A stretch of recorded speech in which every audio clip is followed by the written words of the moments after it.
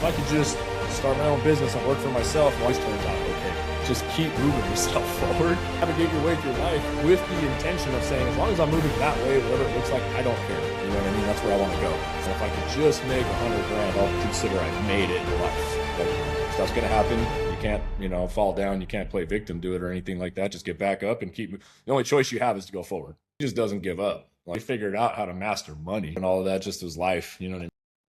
Hey, yo, welcome to Two Pounds Podcast, where you already know you got your main man, the postman, my main man, D-Riles, and my other main man, LD. Today, we do have a very special guest coming out that West Coast. LD, let them know who we got. So we have from Las Vegas, Nevada, attended Western International University. He's a husband. He's a father. He's an investor. He's a CEO of one of the hottest real estate companies in Arizona, Limitless Real Estate. He's passionate about all of his work and will give 110%. He's a lover of exotic cars. He's a mentor/coach. He's an advocate for well-being and fitness. Blake Clark. Hey, Thanks, man. I appreciate it, brother. Thank you. Great That's a great intro. Hey, Thank you, man. thanks for joining, Nate. I heard during the introduction that you come from Las Vegas, Nevada. So give us a little backstory on Blake Clark. Yeah, I was born in Las Vegas. I've got a older brother and I've got a younger sister. It's about a year younger than I. And I had a younger brother who unfortunately had passed away when I was 7 and he was 4. And that's actually how we ended up in Arizona. We lived out there and unfortunately had passed away in a kind of a tragic freak type accident. And so it kind of put my dad into kind of a depression at the time, losing your kid, youngest and stuff like that.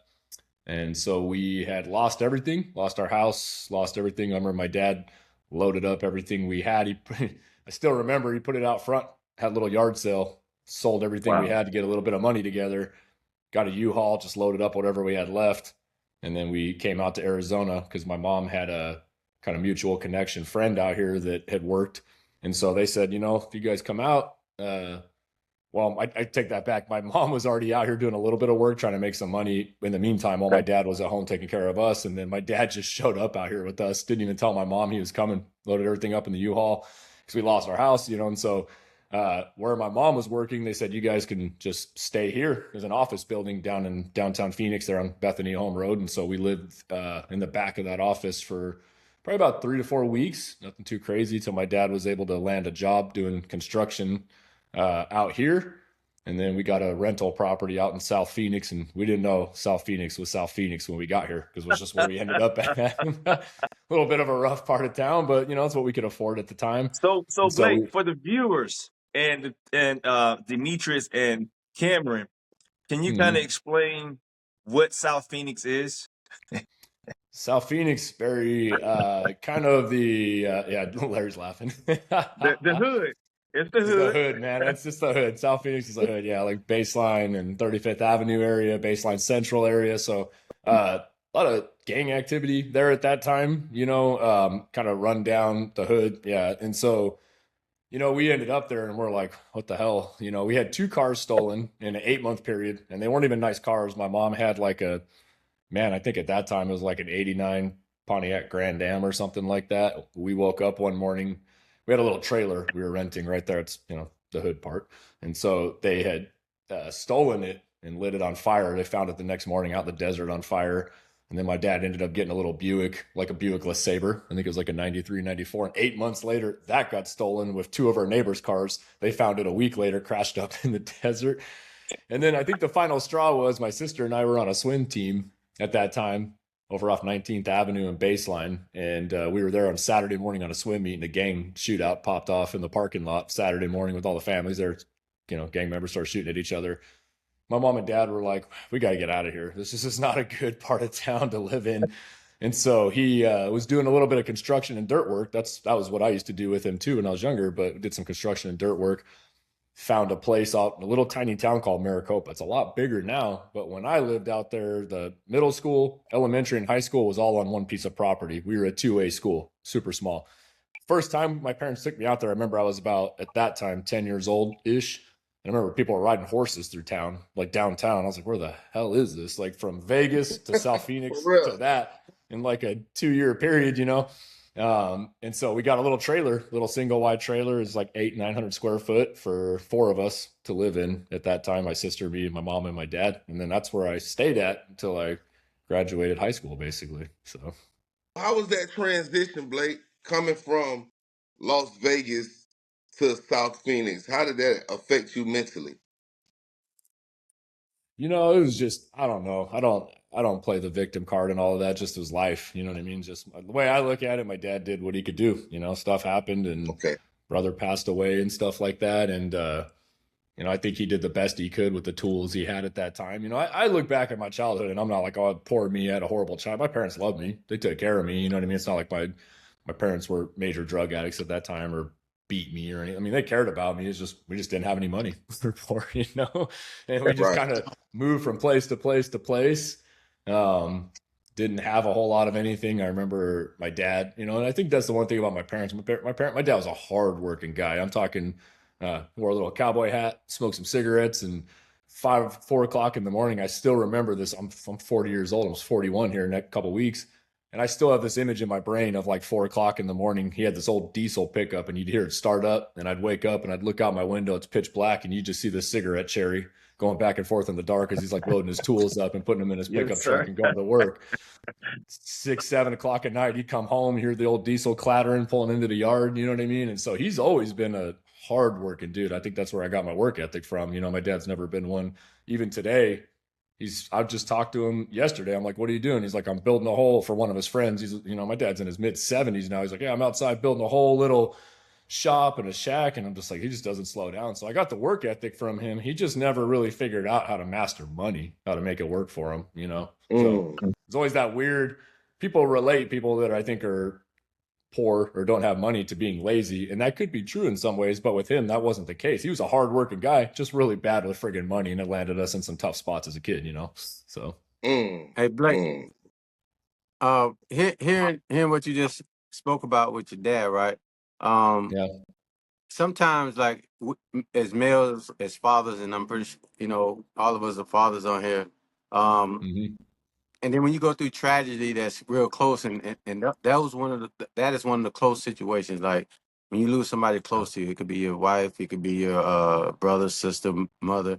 That Yeah. closeness, that people that you knew from birth, and y'all knew each other, and y'all was in the grind together. Yep. A piece of him was missing. You know what I'm saying? And Yeah. and it's hard to come up out of that, that space, because like it's a lot of stuff that you as a man that that you don't have a chance to talk to other people about, and you're trying to support a family. So like him going through that, how did that mold you into the person that you are, and does that contribute to the success of you? Yeah. Yeah. No, that's a great question. The thing is, he just doesn't give up. Like my dad's man, I'll just tell you, he went through like, so I'll just share this with you, like how my little brother had passed away was he owned a concrete business in Vegas, not a big one, by the way. He just used to do little sidewalks and patios. His business was a pickup truck and him and his two buddies, they'd lay some patios and some sidewalks. And then he would do, DJing in the evening for some little dive bars in Vegas, go. So he was a hustler. He worked a lot, made some money, nothing big. One day he was back at home, and my brother and I used to stand on the back of this old pickup. It was an old 64 Chevy flatbed, all this stuff. And he was backing in, and my little brother's foot slipped on the bumper as he was backing in. And the ball hitch for the trailer, my brother did a face plant, and it landed right on his eye socket. And he basically had gone brain dead right next to me. I still remember that too when I was young. So that's how, so my dad took personal. My dad basically was like, in his mind, he had killed his son. It was an accident. You know what I mean? But my dad it really messed him up. That's why I'm saying he stopped working and stuff. But I think knowing that and then just losing the house, losing that, boom, boom, boom, and him just keep getting up, getting up, getting up, and then it happened kind of again, like when he bought that trailer. It was a little single wide trailer, 3 acres. We were out in the middle of nowhere, out in Maricopa. I think he paid like 70,000 for it at the time. he was in construction. I was in construction. So I started working when I was 12. I got my first job out there cleaning airplanes and stuff like that because it was basically 2 miles away from my house. I could ride my bicycle over there on the weekends and clean. As soon as I got my driver's license, I was able to go to work construction with my dad. So we were doing dirt work, underground utilities, building pads, digging trenches for pipes and stuff like that. And so right about, this was 2006 to 2000, 2005, 2004, 5, 6, right before the economy had crashed. I had an opportunity come where I could get into sales. So I got into University of Phoenix. And I talked to my dad about it because I was like, I don't know what to do, man. I don't know anything about sales. I'm a blue collar guy. Like, you raised me doing dirt work and construction and concrete. That's all I've ever done, And my dad's like, you got nothing to lose. Take a chance. Worst case scenario, you fail, just come back and do construction with me, but go get your college degree, because my parents never got that. Right after that transition, so this is 2005, 2006, I get into it, the economy crashes. He loses his job again, house gets foreclosed on. The little trailer he just bought loses that because the whole company he worked for just folded up. Luckily, I was in the right place, right time, that I was able to jump into sales, and that business did really good because as everybody's getting laid off, they got back into college and we were enrolling people into college and stuff. So it was very lucky for me from there. But then my dad, again, got back up, went and found another rental. That's what I'm saying. Like, my dad's just taking hit after hit, not to play a victim on it, but I just never saw my dad quit. Like, I'm just like, I think stuff that would really take out most people, these series of life events, he's done really well. So it's always, if you ask how it molded me, I think it's just, that's probably the two things that's gotten me here. Cause I've had a lot of stuff happen to me over the years that probably would have folded me up. But looking at what my dad went through, I'm like, well, he did it. And it's just all I was just grown to see that, you just can't quit. Like, stuff's going to happen. You can't, fall down. You can't play victim to it or anything like that. Just get back up and keep. The only choice you have is to go forward. There's no sitting still. There's no regressing. There's no going backwards. Figure it out. Keep going. Right. So that's kind of what he taught me, I think, and it helped me greatly. So. And then Blake, so now living with your mom and your dad, what did you kind of pick up from your mom's side of the table? It's an interesting dynamic. My mom didn't work a lot. My mom really cared about us, though. She was like the mom. It's what, she'd take us to school. She did the best she could, caring for us and stuff like that. It's funny when you're a kid, you think your parents know everything, right? They're right. They're your parents. They know, you listen to them. As you get older and you start to figure life out on your own, you start to say, maybe they didn't have it all figured out. These things they had figured out. So I'm going to listen to them on these things. But being an adult and knowing what I know and being a dad and being a business owner and, all the things, they didn't have that figured out. So I'm not going to listen to them now. And so I learned a lot of that from my mom. My mom was a good mom. She took care of us and stuff like that. But in terms of like being supportive, big picture thinker, I don't think she was like that good at that, if that makes sense. You know what I mean? My dad was always like trying to keep moving, and my mom wasn't the best at supporting him, I think, in terms of like, stay planned to do this. So yeah, I mean, you just take bits and pieces from your parents, man. That's all you can do. You don't look at them in a bad light. You just say, hey, here's 100% of you. This 80% is amazing. And I'm going to take these things I enjoy. Like I said, like the things I learned from my dad, this 20% you weren't that good at. I'm not going to listen to you at these 20 things. I'm going to learn from you. I'm going to learn from your mistakes and not pay attention. Cause if you had that figured out, your life would look a little bit different here, so. Now from the University of Phoenix, when you was introduced to sales. Yep. Right. Now, where did that trajectory now lead you? Life-changing, changed everything for me. So I always have the skill set. Like my dad always says, he's like, I'm glad I taught you dirt work because if anything ever fails you in life, you can get your ass back on a tractor and dig ditches. And I'm like, that's right. But sales, like so that job, it was a call center job to start off with, very lower level, call center, just sitting in a desk. But I was digging ditches in Arizona at 100. I mean, I remember the day I got the phone call, sitting on a tractor on the side of the Beeline Highway, digging a ditch for Cox Communications to put fiber optic. It was like 110 degrees out. You know how it goes, July, Arizona, no air conditioning, friggin' scorching myself, right? And I think I'm like 20 years old, 21 at this time. And I'm just digging this ditch. And she calls me, as a girl I went to high school with, and she's like, hey, do you want a job in sales? I'm like, what do you mean? And she's like, it's just enrolling people into college. And I'm like, I've never done anything like that. What are you talking? I was like, is it in the air conditioning? And she's like, yeah, of course, it's in an office. You get, I was like, Yeah. okay, you get like, and you get, and then she's like, you get college for free. And so I remember I walked in there and I'm like, God damn, this is the easiest job I've ever had. I'm sitting in a like this, sitting in a chair, and all I got to do is call people and talk to them about going to school. So, Hmm. because this, and I was only making like 12 bucks an hour, driving tractors and driving all over the place and digging ditches and, stuff like that. If it rained, I didn't get paid that day because we couldn't work. We weren't digging ditches, like you can't do construction work in the mud and stuff. But everybody else that was there, I'm not going to call them lazy. I think they were just used to their environment. So they're the ones that like clock in right at 8 o'clock. They're the 4:59ers. Can't wait for the clock to count down and clap out, sitting their whole day at the break room talking, and to me, like we were able to get up to a 20% raise every 6 months based on how many people we would enroll, AKA sales. And so I'm like, they're paying me 35,000. I'm doing the math in my head. I'm like, man, I'm only making 12 bucks an hour. Okay, so they're willing to pay me 35,000. I get college for free, so that's going to save me 70, $80,000 right now over the next 2 years. So you factor that in, and I get to be in air conditioning, and I'm not covered in dust and dirt all friggin' day and stuff. I was like, Come and on. all I gotta do is make phone calls, and then if I enroll 4 people per month over the next 6 months, I get a 20% raise. And then so I'm doing the math in my head. I'm like, this has to be the easiest opportunity I've ever had, because compared to what I did, it was easy. First Hmm. 6 months, I led the whole division. They were looking at me like I was an anomaly. I'm like, this isn't anything special, guys. I'm just making phone calls. Like, to me, that was considered very easy work that most people were just accustomed to, and they were just taking advantage of it. And so Right. they promoted me to manager. I did not belong being a manager. I was horrible with people. I was that young dude that was like 21 years old, and I like to make money. That's all I could see. I was like, I'm getting my ass out of the trailer, out of the apartment. I've got a daughter, now, my oldest at the time. Let's go. And so I was very good at sales. I just was not good at people. But that job taught me how to be really good at people. So Interesting, right? Because it's almost like as if you was doing like telemarketing, right? yeah, Or some similar call center or whatever. But you yeah, say you got in there and your whole approach for going into it was to get out that track, to get out that sun, and you was able to actually weigh out the pros and the cons of this job.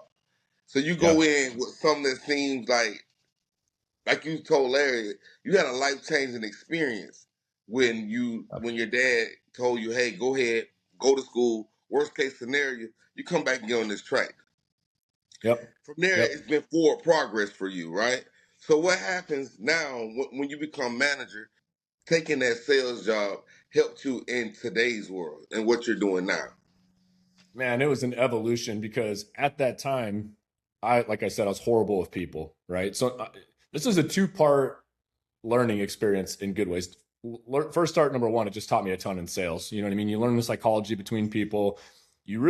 People say it's sales. You don't really need to sell people if you listen to them and you just kind of hear like what it is that they need, what a problem is, and your job is just to solve problems for people. You don't need to make a sale. You just need to provide enough solutions and options for those people to make a right choice for them, right? So for me, Mm-hmm. naturally, it's always made sense. Like my selling process is at that time I had to be a cold caller. We made a lot of outbound calls to a database. But from a management perspective, so here's what they did with me. They're like, all right, there's this young, hungry dude.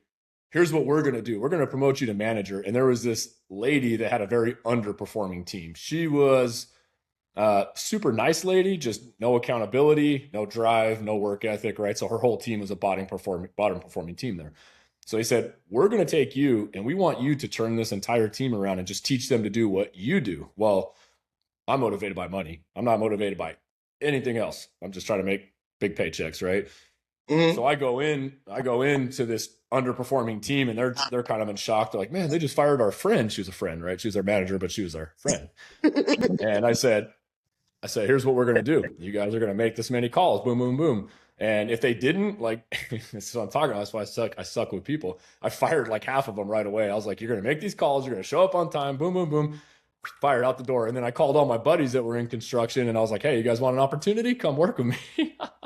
So I brought a lot of these other young, hungry guys in. And don't get me wrong, we killed it. Like they were just like me. They're like, man, this great opportunity, boom, boom, boom. Young dudes, high testosterone, trying to make some money. You know what I mean? And so we Right, did right. the numbers looked good. But what I learned was, I said, there's a lot of lost money in turnover. Man, every time I have to train somebody, I fire them, train somebody. And it's just, and as you get older, you get a little bit wiser. But I remember this one lady, man. I remember her. She's an older lady. She'd been at this company for like 20 years, so long before me. Hasn't really promoted, hasn't really regressed, and she was doing her job. Not a top performer, but not a bottom performer. Right in the middle, a consistent performer. And I remember talking to her one day, and at this time I'm like 23, 24, and I was like, like, why don't you ever try to do more, make more money? Like, you got more in the tank.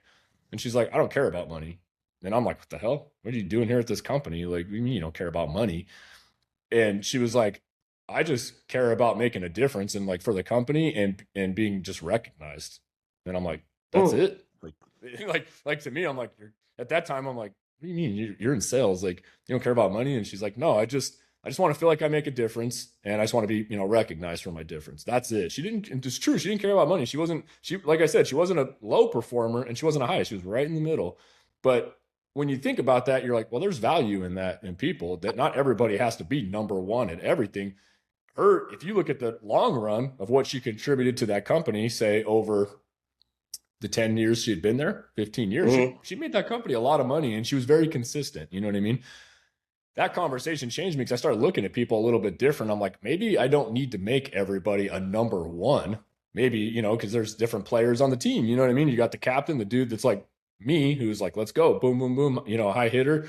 And then you got the people that bring the culture. You got the people that basically bring the consistency and the thought. Like, there's different personalities that bring the whole team together and something like that. And so I really started taking a step back and looking at people a little bit different. And I no longer looked at them as, you're a number one or you're a 0, 1, 0. It's more of like, okay, are you hitting the job functions? Are you adding value? Where are you adding value? So it basically changed my eyes from a management perspective to what piece of the puzzle does this person bring? Some people as a whole, we know, don't bring anything to the table. Like, they're lazy, non-motivational, not whatever. But, to me, it's like, I don't, even in my organization now, I don't have people that are number ones. I'll take like a right down the middle, good performer with a great attitude that can help everybody around them do good, than a number one that's pissing everybody off and friggin', causing ruckus in my organization, because that's going to cause its own problems. So like, that job helped me see a lot of that and really work with people and figure out what levers pull them, right? Is it a money lever? Is it a recognition lever? Is it a safety consistency? Like, what things are you looking for in sales or in a career that's going to make you perform at the best you can, that's acceptable to the company standards, and you're happy and you're making a living, and we're all winning in this scenario. Hey, Blake, I was an Army recruiter down in Miami and Fort Lauderdale, and everything that you're saying, boy, is just like right on point. I had a young soldier named Ronald Chestnut, and he was from South Carolina.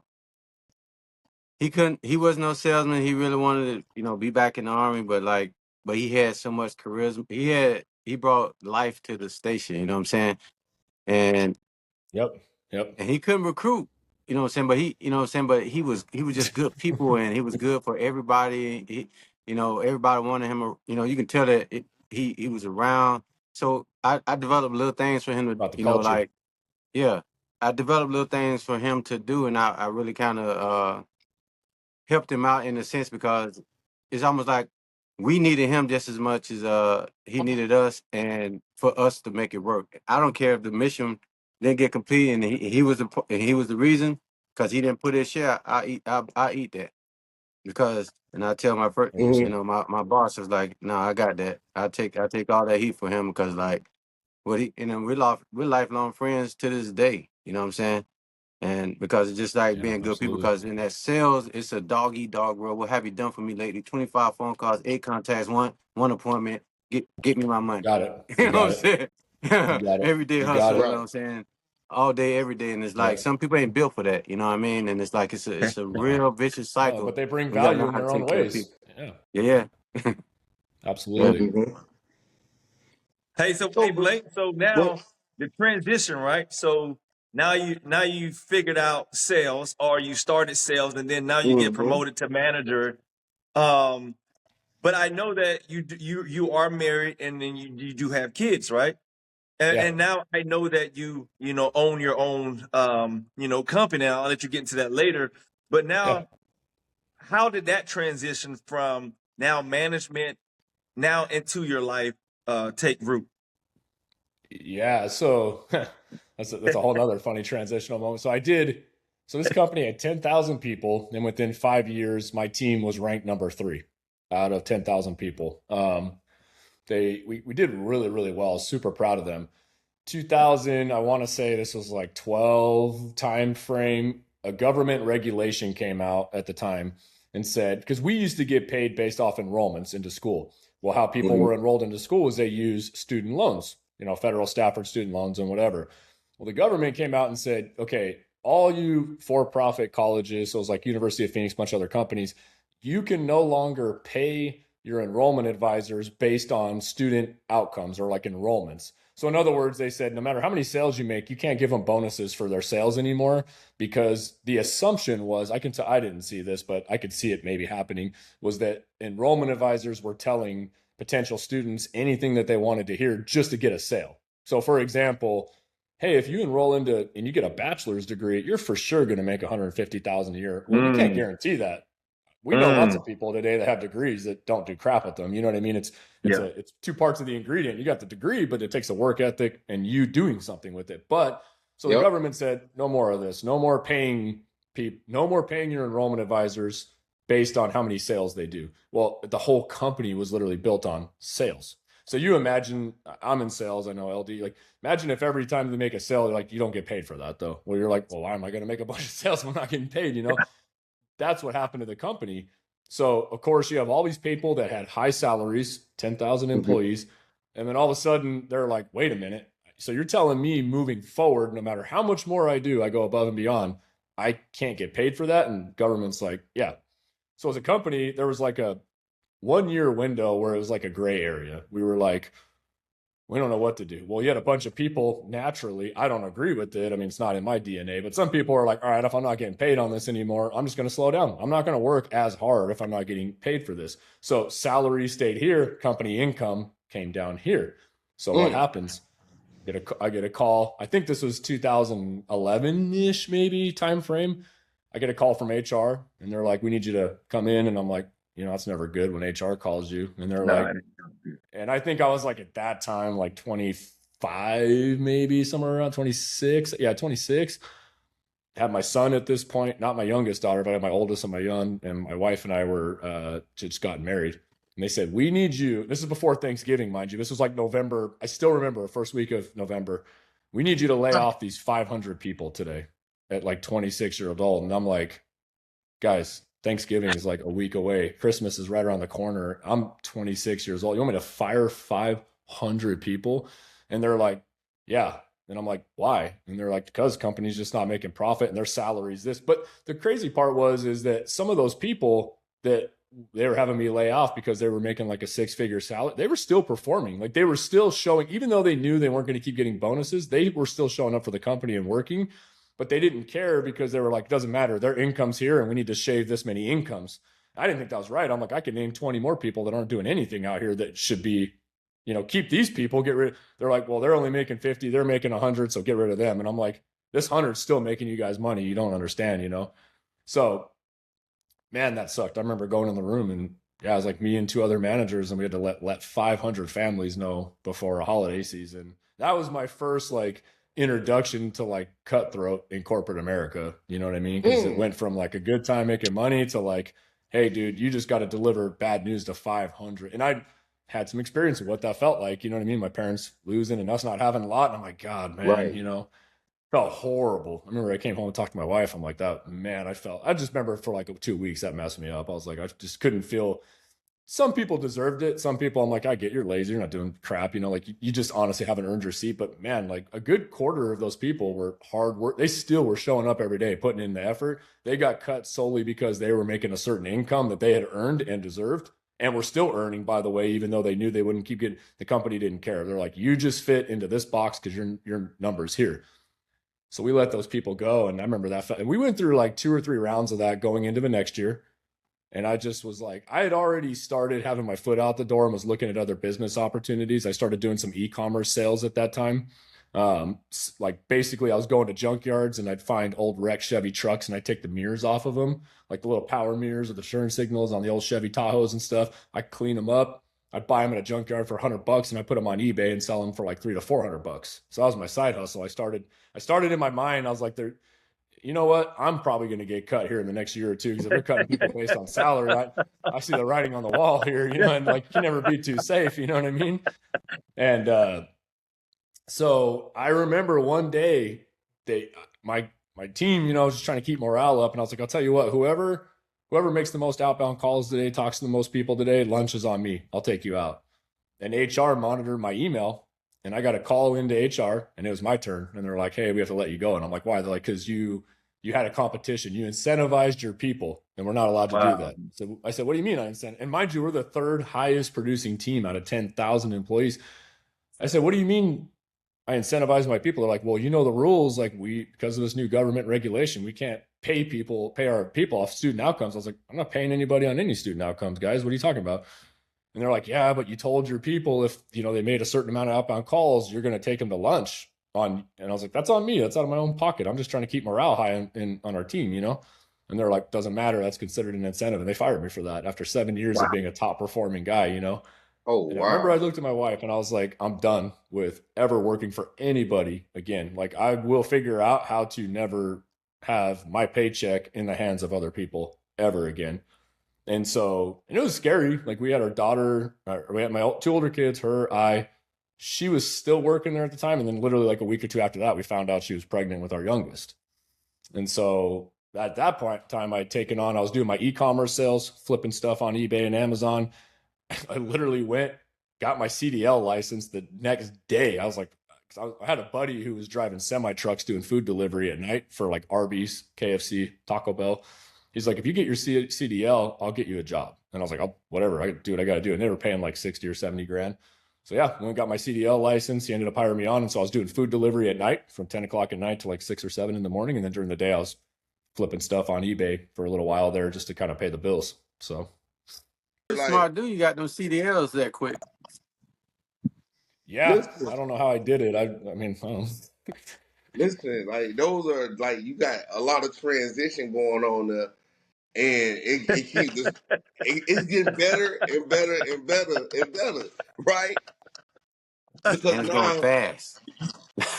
Because now, right, you had to develop something that you were called in to do the dirty work. So you had an up close experience on cutthroat corporate America. Yeah. And understanding that they don't give a damn about nobody. When it's time to let you go, I got to let you go, and I don't have to have a reason. This is my reason.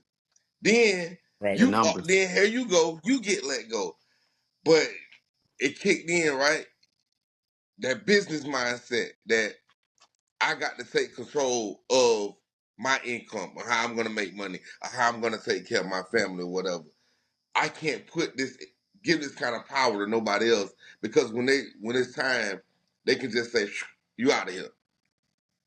And experiencing that throughout life, your childhood, dealing with your dad and all of that, then for that to happen to you. So I know it took you down memory lane. Like, wait, at this point I got to make a pivot and I got to do what I need to do to sustain and keep climbing. So like, how did you come about becoming a businessman? How did you start your own business and get that going? Yeah, it was kind of, I didn't really have an answer, right? I just knew so two things I knew to be true. I wanted to make a lot of money just because, again, I came from none of it. And I don't make that to sound like money's everything. I look at the world a little bit different. So like, as I've gotten older, you just begin to realize like you're running out of time. You know what I mean? Like every day the clock ticks down. We're all going to leave at some point.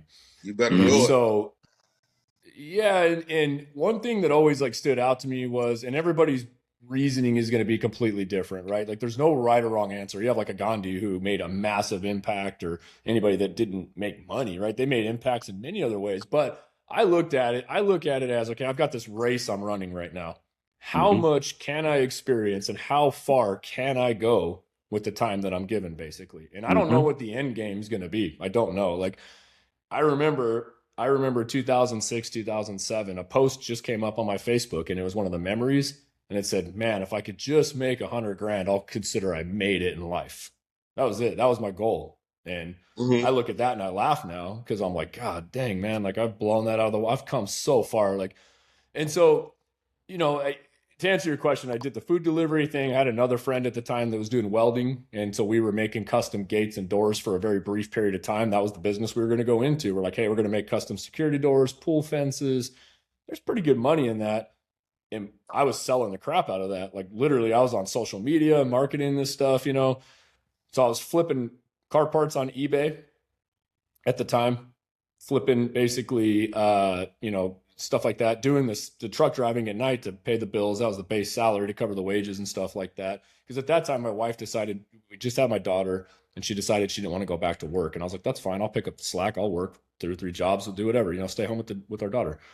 And so I was doing that during the day. And then I got another job working with my buddy welding. The problem was we were doing so many sales, and he, from a business perspective, didn't, we were stuck doing 14-hour labor work, you know, basically grinding and doing the welding. I'm like, we could just go hire guys to do this and we'll keep doing the sales and the installs. We don't need to be in the shop. I'd be out doing sales and I'd be stuck in his garage welding stuff for like 6 hours a day. And I'm like, dude, in my mind, I'm like, this just doesn't make sense because we could pay somebody, you know, it's where you just start to click these little pieces. You're like, I can, my value, like I know I can make this much money doing this, and I could pay somebody to do this down here, you know, at a different skill set. That's where it really, if I have to say like where the pivotal transition was.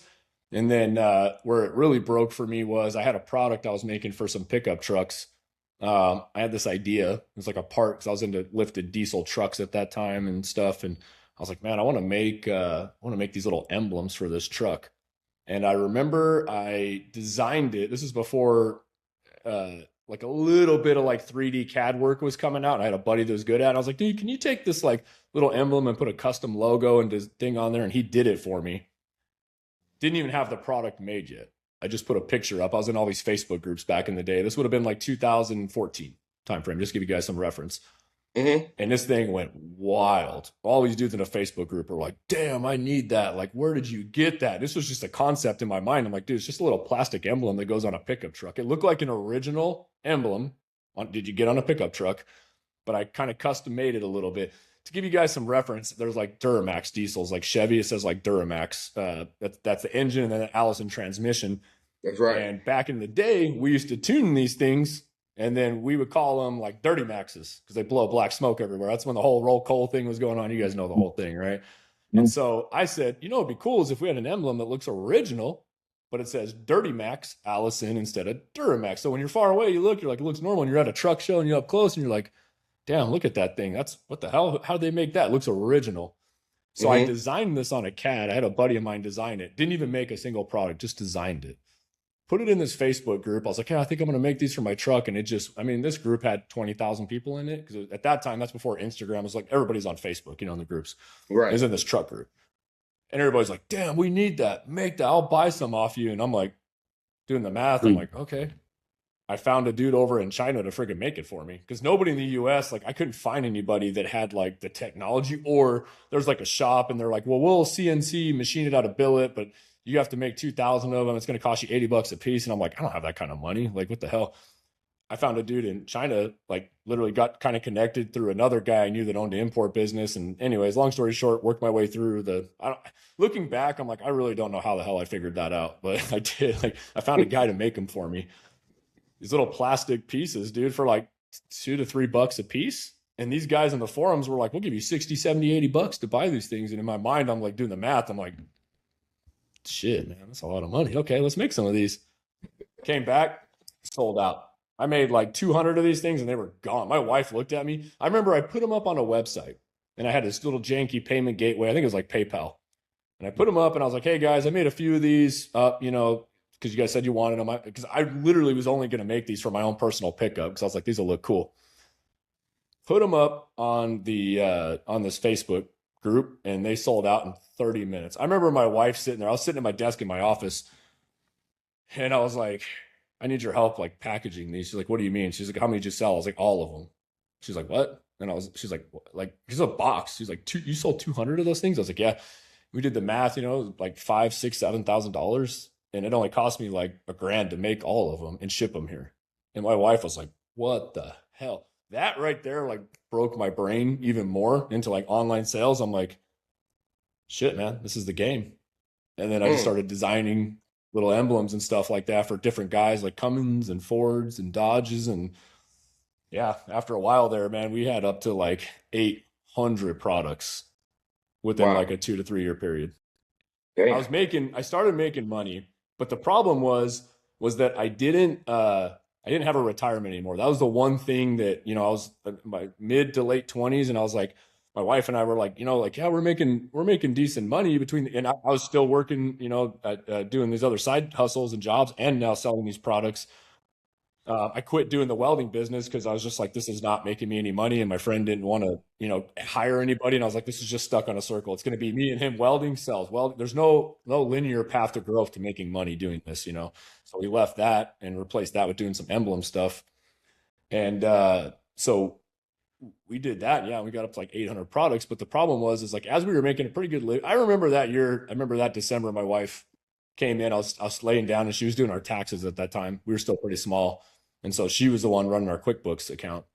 And she's like, "You know how much money you made last year?" And I was like, "Oh, 80 grand." She's like, no, between all our jobs and everything, you made like 200 and something thousand. Mind you, this is like, I'm 28 and I'm like, I made 200 grand. Like, what the hell?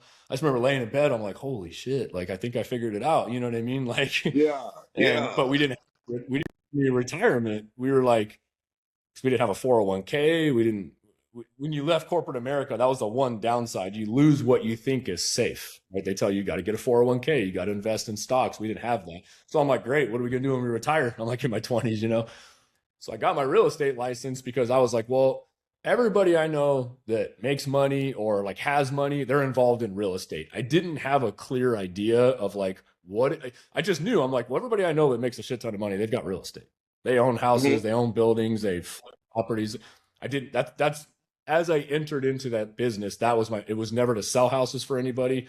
I was like, I'm going to get my license and maybe we'll buy a couple rentals. Like, we'll take this money we're making over here and buy a couple rental properties because that's what rich people do, I think. Nobody taught me. I didn't know anybody. I just was reading books and seeing stuff online. And so I got my real estate license to basically do that. I remember I get my license, and a guy that I was working with doing the kind of one of my previous jobs, I was still friends with him. And he's like, "Hey, did you get your license?" And I was like, "Yeah."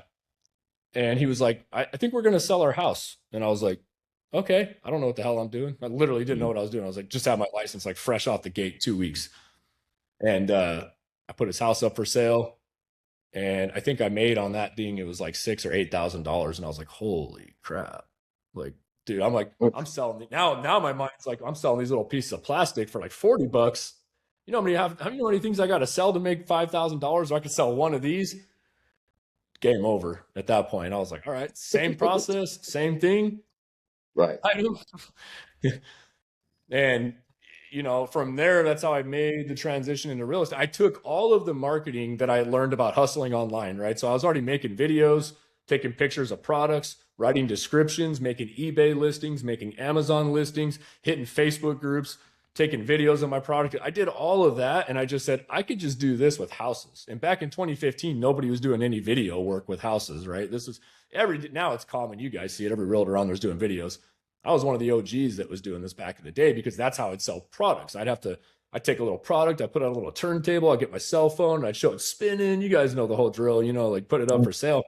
Well, I was like, why don't I just do this with houses? It's the same thing. So, dude, take pictures of the houses. I put them in Facebook groups. Hey, if you guys want to see this one, drop me a DM. Boom, start getting DMs, start making sales.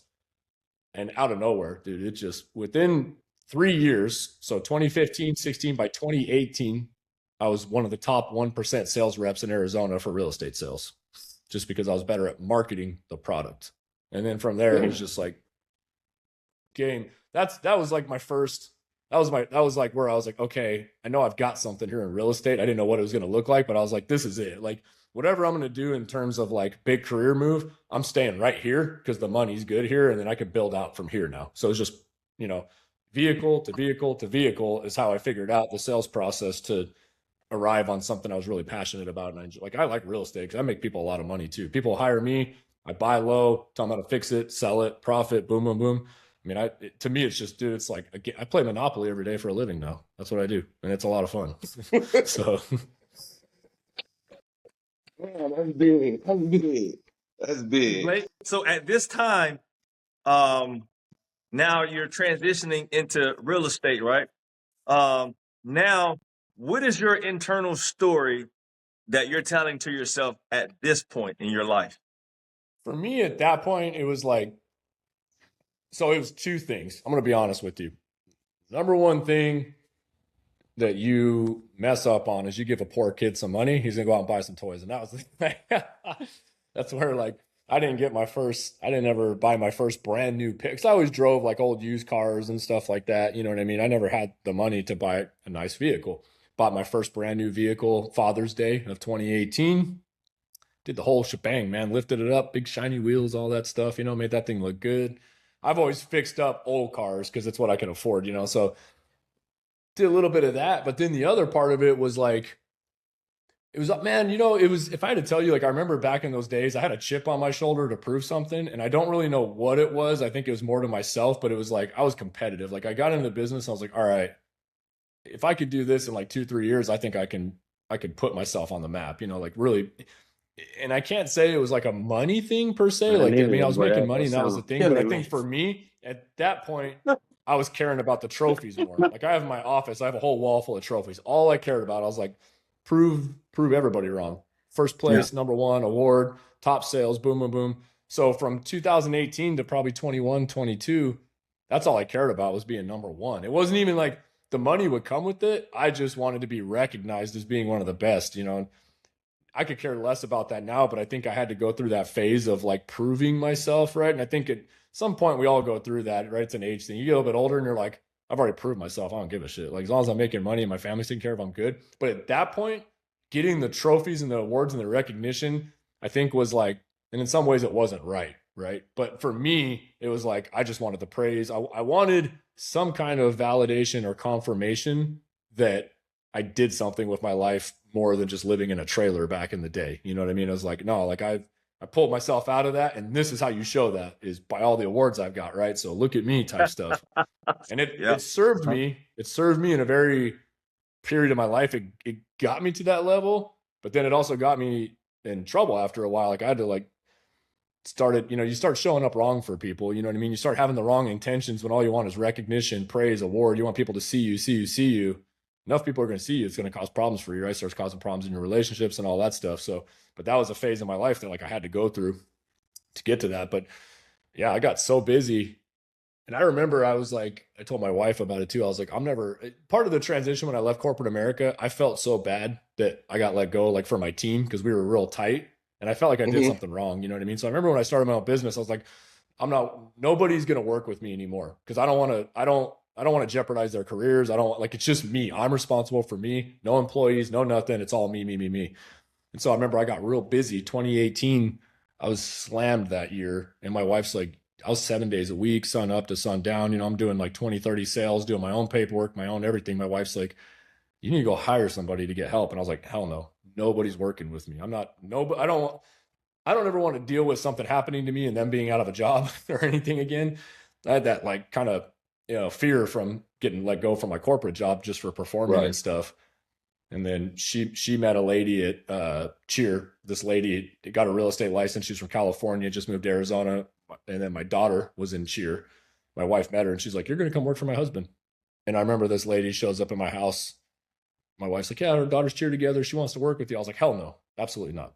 I'm not bringing anybody on. She's like, you need help. You're busy. I was like, no, I'm not working for nobody's working with me. It's me by myself.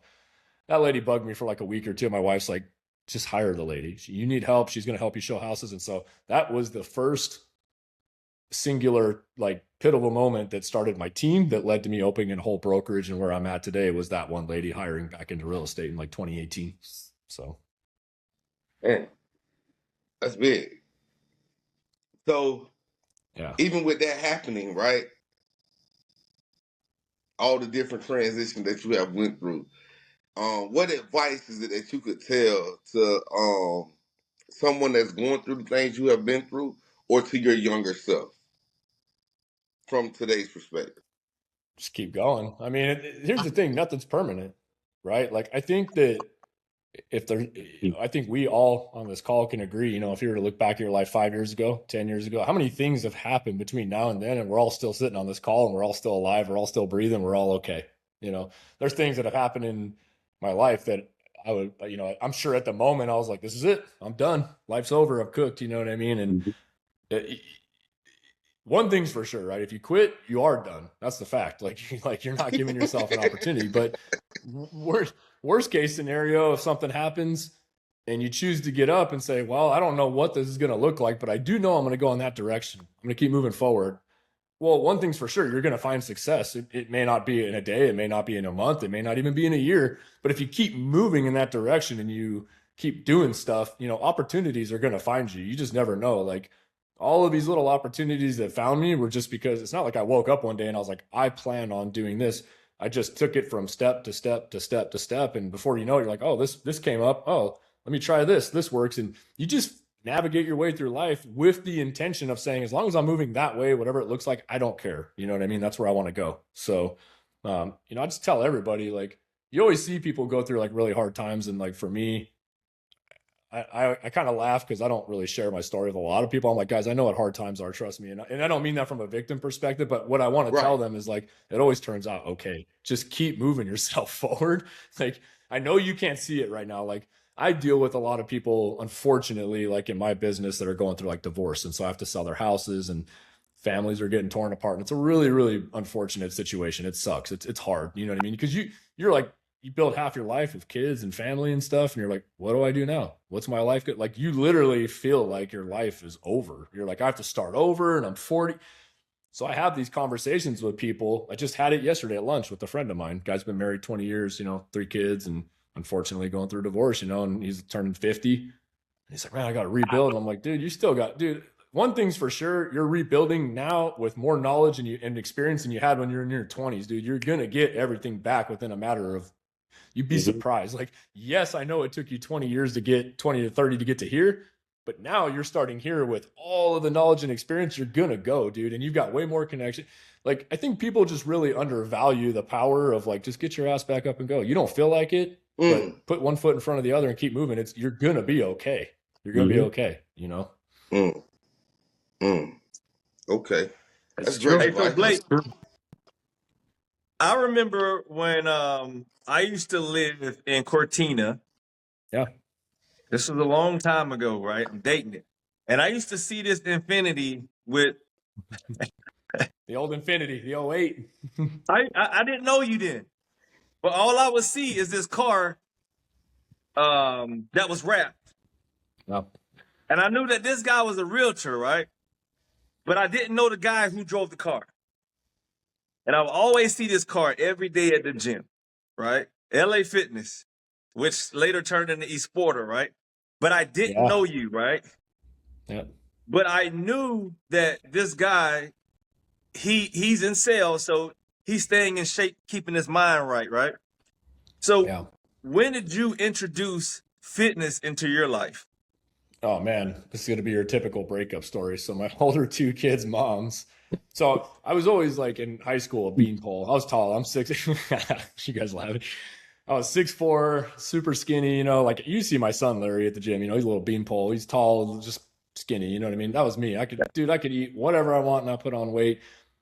Because I was doing construction and, super active and picking stuff up and digging ditches, you know what I mean? And then I get my desk job. Well, my eating habits didn't change, but my movement changed because I'm sitting in a chair all day, right? So, man, I blew up, dude. I went to like at my heaviest, I think I was like 270 pounds-ish, had a big old triple chin. Nobody believes me and they see me now because I'm in like decent shape, but that's how I was back then. Eating all the crappy food. And I started having like heartburn and then my back started hurting because I'm just sitting all day, you know what I mean? And I'm just like, man, I did that game for like 3 or 4 years. I had my kids. I was just, I'd come home, hang out with the kids, hang out, it's my ex at the time. My older 2, my 18-year-old daughter and my 17-year-old son are from an ex-girlfriend I had from when I was younger. And so we split. We split when they were like 2 or 3. So this would have been 2009, 2010 timeframe, right before I met my wife. And like every other guy, I was like, well, I got nothing better to do on these half the days I don't see my kids. I guess I'll go to the gym. And so like I lived in Queen Creek. I just bought my first house in like 2009. I lived over in the Villages community, which was not too far from LA Fitness. And I just ride my motorcycle over to the gym every night and would work. That's before I was doing early mornings. But I do it in the evenings at work. I had nothing better to do. I was at home by myself, and those were the days that my kids were with their mom, and I'm a single dude. And I think most single dudes probably would have, self-destructed and went out and drank. And I just didn't do that. I was just like, I just want to get back into shape. I don't feel good. I guess I'm back on the market. I better start looking good again. Okay, nobody's gonna be dating me with the triple chin out here.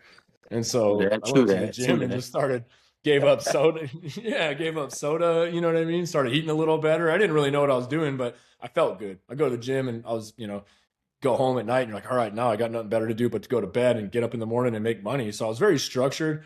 And then I'd probably say that transition about 2 years later, I started doing back in the mornings because I've always been a morning guy. Like I did construction again from the time I was 11, 12 years old with my dad cleaning airplanes. I've been up since 4 a.m. So I've always, from the time I've been a kid, up at 4 to 5 o'clock in the morning. So I just said, well, let me do it in the morning, start my day off on the right foot. And I just never let that slip. And the thing is, here's the thing, what people don't understand about their fitness is that, especially in sales, whether people agree with it or not, how you walk into a room, that's the perception of you, and people are going to make an assumption about you. People don't like to admit that, but how you walk in a room without saying a word, you just walk in there, people are going to look at you and they're going to judge you. We all do it. You know what I mean? I drive down the road and I look over and I see that lady that's in a friggin' 2003 Toyota Taurus and she's got fucking trash filled up inside the car. She's not living like a clean, balanced life. And what I mean by that is like her mind is not clutter free, right? You're not going to tell me you're getting in that car, you got cups rolling around all over your stuff, and like that doesn't bother you, that you're like a detailed, structured person. The other part of that is like, this is all you got. And so for me, that's what it was. Like my family had some health issues. My mom and dad, my mom's side had like some diabetes and stuff like that.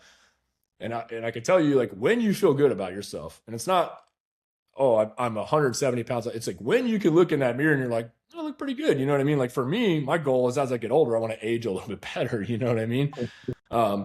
But if you're in sales and you don't believe in yourself, because it's a thing, because we're all, a little subconscious. I remember I used to look in the mirror and I hated the way I looked, and I'm out trying to sell people stuff and I don't like the way I look and I'm uncomfortable and stuff like that. That right there, when I look at my competitive advantage over everybody else, you need everything stacked in your favor. And that starts with yourself. Like I should be able to look at myself and be like, I feel really good about myself. I feel great. I feel like I'm in shape. I'm sharp. I got energy. I like walking in the room and just looking like I take care of myself, because the people, to me, and this is just I'm not saying this is for everybody, I'm just sharing my thought processes. When I see somebody, like I'll use Larry, like the dude's in the gym every freaking day. Same thing. I didn't know Larry friggin' hustled and was an automotive broker at all for a long. It's not. He doesn't come in and be like, "Hey Blake, you want to buy a car?" We don't. Him and I don't have that kind of relationship. We don't pitch each other business. We just see each other there. But I was like, that motherfucker takes care of himself, dude. Like before I even knew who he was known as the guy that had the highest energy in the gym, because he'd wake up and he'd scream, "Woo!" Like it's excited. Everybody look around at the gym. They're like, "What the hell?" Like this motherfucker's crazy. But he's got more energy than anybody. But before him and I even connected on social media, everybody's like, "Who's that guy that's screaming every morning, got high energy?" Like, and I knew, I was like, this dude right here, like that guy takes care of himself. He's like, in his 30s, 40s, and he's in good shape. You know what I mean? He's in better shape than I was at that time and stuff. My point being in all of that is that my perception, without ever knowing Larry, was that this dude takes care of himself. He's in friggin' shape. I thought he's a professional athlete or something. I'm like, this guy's friggin' jacked at his age and stuff. He's consistent every morning. His energy's friggin' high, right? And with that thought process, you'd be like, whatever that guy does for a living, he's freaking good at it. I didn't know what it was. He could be a damn nurse or a doctor for all I cared. Like I knew, I was like, because if you can get yourself out of bed every freaking morning and show up, like, I don't feel like going to the gym today. I want to put my head on the soft ass pillow right here, eat these cupcakes for breakfast, right? If you can say no to all of those things and every morning force yourself, right? The good days, the bad days, it doesn't matter. A day is a day. You get up and go to the gym. And you could do that and you could show consistency there. It's going to be consistent in your relationships. It's going to be consistent in your friendships. It's going to be consistency in your work. The more consistent of a person you are going to linearly go up. This is the way, at least in my experience. You know what I mean? I don't know a lot of people that are extremely high achievers over here consistently. When I say consistency, we all know the people who get the short-term wins. They have a good winning streak, 6 months, maybe 1 year, maybe a year and a half. And then they have their downfall, right? Life gets to them. Their head gets in them. When I say people consistently win, I'm saying over a 5 to 10 year period, they're literally still progressing through life. It's because they're a consistent person across the board: health, fitness, mindset, relationships, all of it. So to me, the more you can make yourself a consistent person as a whole, fitness is no exclusion of that. That's the hardest thing. You got to show up every day. Especially when I started out, I was big, heavy, working out, and I'm like, you look in the mirror and you go home and you're like, I still look heavy. Working out, week later, Right. I still look heavy. Shit, you get on the scale and you're like, damn, I lost 2 pounds. I still look heavy in the mirror. You just have to have the faith that if I keep this up for 6 months, I'll have a 6-pack, or a year, whatever that is, right? You have to have faith in the process without getting a paycheck. Well, if you could do that and you could show up every day and you're like, I'm not going to see the result for a week. I'm not going to see it for a day. I'm not going to see it for a month. But I know if I do this over long enough time frame, I'm going to be freaking stacked and jacked, right? Well, business is the same way. What you do today doesn't mean it's going to pay you tomorrow. You got to say, hey, I'm going to start doing these, especially my business. We're in real estate. That's a 6 month to 12 month process. It's not like people wake up one day and they're like, hey, put my house up for sale, I'm moving tomorrow. That's a huge life change. I'm talking to people here that I may not ever sell anything to for a year or two until the timing's right for them, right? But I know if I keep that relationship, I do the right actions and stuff like that, that will turn into a sale down the year. It all translates. That habit translates into everything in life. And I like that. I like that you put the message out there that, hey, look, you have to continue regardless. Just continue. If you continue, then your chances of winning or moving yourself forward mentally is better than just quitting. The odds of you winning now is 50%, maybe even 30% versus 0%, right? So, And I see you every day and you just show up and you show up and you show up. And some days you don't feel like it, but you show up. And Right. then the most important thing days. that I like about you is that you started now introducing your son. Yeah. Now your son is doing videos. Yeah. And he's showing houses. And I was like, wow, that's cool, man, that he had that bond with his son. Now knowing your story, taking it back to when you were small, how your dad, never quit, even though his life wasn't perfect and he didn't make a lot of money. But what he didn't do is say, it's okay for you to quit. And I think when I see you now, that's the message. And that's what makes you tick. Now, when I see your videos are off the chain, your marketing is off the chain, the way you approach life is off the chain, then you still make time to be a husband and a dad to a girl, right? Because girls are different. Two of them, yeah. And you find the time to now also connect with not only all of your reps that work through Limitless to now transact a house deal. You still find time to now involve yourself in the community as well. Yeah. So I just wanted to give you your flowers and just to say, kudos, man. And I've learned a lot from just watching you. I appreciate that, brother. Thank you, man. Same goes to you, like I said. So thank you, guys. That's big. Get off. What book would you I guess refer to our members or audience to read? Man, from a financial standpoint, I think like Rich Dad Poor Dad was like a really good book for me because like for me that connected the dots, right? I had a dad, I don't want to say poor dad, but like he was a guy that like worked every day but didn't see the value in like financially being smart. So he worked hard every day, right? And Rich Dad Poor Dad talks a lot about that. It's like you could have, metaphorically speaking, two versions of a dad.